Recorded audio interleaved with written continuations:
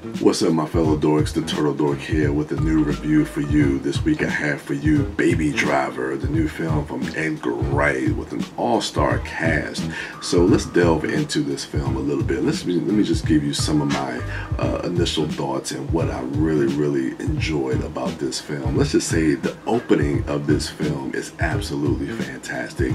With that opening heist scene, you have Ileana Gonzalez, I think that's her name, Ilia Gonzalez, John Hamm and John Bernthal with Ansel Elgort as the getaway driver, and it's a great opening chase and opening sequence, and it really establishes the tone and the vibe of this film. And like I said, that chase scene, it establishes character really well, and I think that's what we get in like the first 10 to 15 minutes of this film, is really establishing character, and you see that not just in this opening chase action sequence, but after that we go right into this opening credit sequence where Baby kind of leaves his apartment and he's going to get coffee to go back to where Doc, played by Kevin Spacey, and the other members of the crew are. And as you see him walk to the cafe and walk back, it's all done in one shot, and the way that the music syncs up with his movements and how he's walking through the city is absolutely fantastic. And you realize in that moment that this movie is something completely different than anything that we've really seen before. Edgar Wright is working on a different level of filmmaking, of storytelling that we really haven't seen before, and I thought it was just absolutely fantastic, the first 10 to 15 minutes of this movie. Again, going back to building character, the character relationships, the character dynamics are really the thing that really kind of tied this movie, not just with the music. Even if you strip a lot of the stuff that we really enjoy, like, you know, the musical aspect, the action, the heist and the car chases, and you really just kind of focus on these actors, whether it's John Hamm, John Bernthal, Ilia Gonzalez, I hope I'm saying her name right, Ansel Elgort, Lily Collins, Jamie Foxx, all of these Kevin Spacey, all of these characters are bringing something, not just to their roles, but how they interact and work together with each other.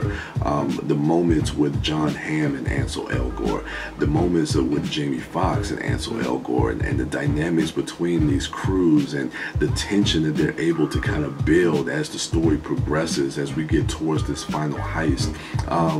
You know, the relationship between Kevin Spacey and Ansel Elgort, and how that kind of, you know, develops. And a lot of times, and that's the great thing that Edgar Wright really does with this film, he kind of subverts all your expectations as far as where these characters end up and where these characters ultimately go in this film. And I think that's something that's really fascinating with this film, is like it really surprises you in a lot of different moments, where it keeps you on your feet, it keeps you on your toes as far as like, okay, who's alive, or who is with who is going to go against who. It does a really good job of really balancing that, and really keeping you guessing all along, and really just kind of ramping up that tension. The relationship between Lily Collins, Deborah, and Baby, I thought there's a sweetness to their relationship that we see from the very beginning. You could tell that he is really, there's an infatuation that he has when he sees her for the first time, and he goes into this diner, and then when they have that conversation about music, there's a lot of great conversations about music, and it really kind of solidifies kind of like their relationship, and then like almost like that flirtation, that attraction that they have for one another, and it just kind of builds upon that, and you really kind of buy into that. And it's really because of the chemistry that Ansel Elgort and Lily Collins have with each other. So I thought what Edgar Wright was doing with these actors, and really just the way that the narrative and the story treats these characters, and how we build upon these characters moving towards the end, it really really pays off a lot at the end of this film. And then just with the music, there's a certain synergy that he has with the music and the action, and not just the action sequences, but just the action in the film, whether somebody is walking and going through a door, or the way he's able to just take not just the score, but the actual songs that Baby is listening to and syncing that up with the action that is happening, whether it is a shootout in a warehouse or a car chase, or whether they're just sitting around at Kevin Spacey's like little hideout place, and you see them, he sees him tapping his fingers, or him trying to count the money.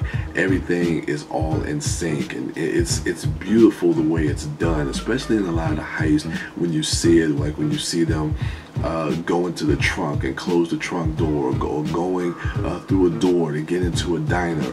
All of those sounds, all those sound effects of that are all synced with the music. The gunshots are synced with the music, and then the choice of songs that he uses to also tell the story of this character. If you listen to the soundtrack, everything is telling a story. It's letting you know how these characters are feeling emotionally, how they're feeling within the scene. There's a great scene in the diner with Jamie Foxx and Ansel Elgort and John Hamm and Ilya Gonzalez and Lily Collins, and the music choices that it used. Like, you don't even need dialogue. You already know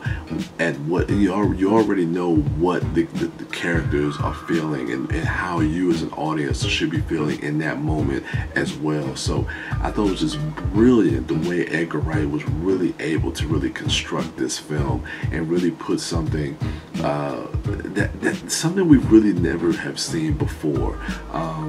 It's a very unique film, and I could say that about Edgar Wright in his whole career. Whether you're looking at the Cornetto trilogy or something like Scott Pilgrim, you could really say that these are films that are unlike anything else stylistically that we have really seen before. And I love Edgar Wright for that.